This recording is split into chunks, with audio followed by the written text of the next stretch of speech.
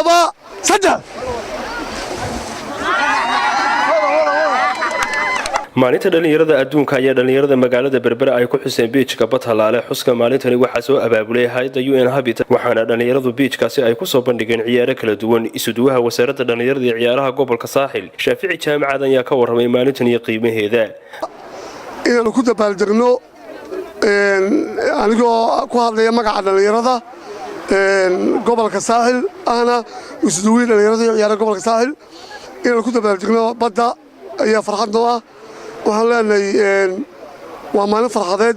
waxaan leenahay dhalinyarada adduunka iyo dhalinyarada Soomaaliland iyo dhalinyarada gobolka Saaxilba hambalyo caasha iyo saraakiil kale oo ka socday hay'adda UN Habitat waxa ay sheegeen in ka badan 200 oo dhalinyarada reer Berbera ah in ay u wadaan tababaro la xiriira xirfadaha shaqo abuurka Shaafici inoo sheegayay maanta waa maalintii dhalinyarada adduunka inaguna waxaynu ognahay hadaynu nahay dhalinyarada ama hadaa tihiinba dhalinyarada reer Berbera inay waxa ka mid yihiin dhalinyarada adduunka ka mid yihiin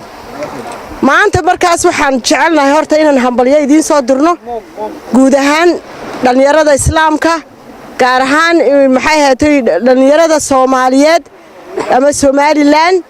iyo dhalinyarada reer Berbera